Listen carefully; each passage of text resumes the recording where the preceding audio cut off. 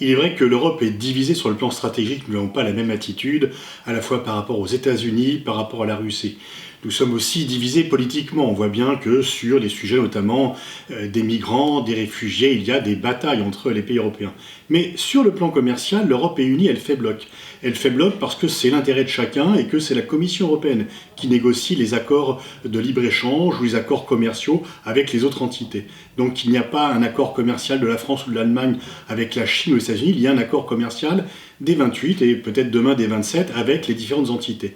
Ce qui fait que c'est l'Europe unie qui va réagir et elle va parler d'une seule voix. On a vu déjà à Biarritz, lors du sommet du G7, qu'il y avait des menaces de la part du président américain de taxer le vin français, et le vin français seulement, et le président de la Commission avait réagi en disant que cela concernait toute l'Europe. Donc à chaque fois qu'il y a eu un problème commercial, l'Europe a fait front commun, a été unie. Il y a déjà 2 ans, Donald Trump avait déjà menacé de mettre des taxes sur les produits européens, et l'Europe avait réagi en disant qu'ils allaient en faire de même, d'ailleurs en ciblant de façon très précise, intelligente, des produits qui étaient fabriqués dans des circonscriptions de proches de Donald Trump. Et du coup, Donald Trump avait refusé. Donc là, on peut penser que par rapport à ces menaces de Donald Trump, qui sont récurrentes, l'Europe va parler d'une seule voix et menacer également de contrepartie les États-Unis, parce que les États-Unis ont également besoin d'un accès au marché européen.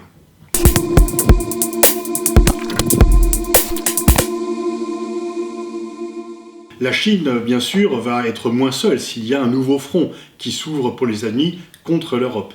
Les Européens eux-mêmes ont des reproches sur le plan commercial à faire à la Chine, notamment le non-respect de la propriété intellectuelle ou le fait qu'il faille trouver un partenaire chinois pour y investir alors qu'il n'est pas nécessaire d'avoir un partenaire européen ou américain pour que la Chine investisse. Et ils avaient proposé aux Américains de faire front commun. Donald Trump a refusé. Et donc, effectivement, la Chine va voir un peu l'étau se desserrer autour d'elle et montrer qu'il y a un problème américain. Et d'ailleurs, c'est vrai que les États-Unis ont un double déficit, 400 milliards à peu près par an actuellement à l'égard de la Chine et 170 milliards à l'égard de l'Europe. Au lieu de faire une coalition pour essayer d'améliorer sa situation, Donald Trump attaque un peu tout le monde, les uns après les autres, et du coup, il affaiblit la position des États-Unis.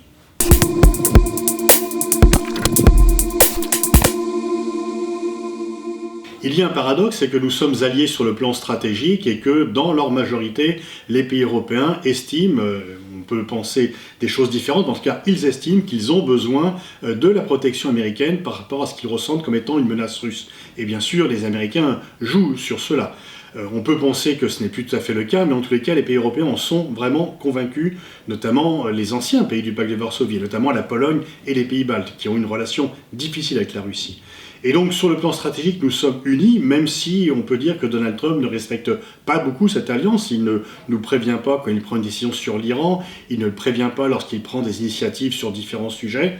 Mais sur le plan économique, Donald Trump lui-même a qualifié l'Europe d'ennemi. Pourquoi ? Parce que les États-Unis ont un déficit commercial à l'égard de l'Union européenne, 170 milliards de dollars par an, et qu'il considère que c'est parce que l'Europe triche, parce que l'Europe, protégée par les États-Unis, ne fait pas d'efforts pour acheter des produits américains.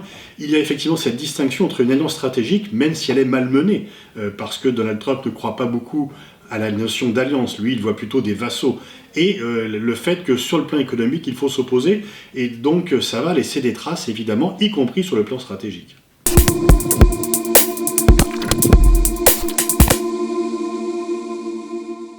Oui, l'Union européenne a les moyens de se renforcer, d'une part parce qu'elle a moins besoin de la protection militaire américaine que pendant la guerre froide, que son PIB des pays réunis de l'UE est supérieur au PIB américain, que son marché est le plus attractif du monde parce que c'est là qu'il y a le marché le plus riche avec la classe moyenne qui consomme le plus. Et donc, si elle est unie, elle peut très bien faire face aux États-Unis. Et le grand avantage, c'est que jusqu'ici, elle a toujours fait front commun. Une fois encore, l'Union européenne est parfois divisée sur de nombreux sujets, mais sur le plan commercial, l'intérêt prime, et chacun sait qu'il faut faire front commun, et que cela a toujours été respecté. Et on peut penser et espérer que cela sera encore le cas cette fois-ci.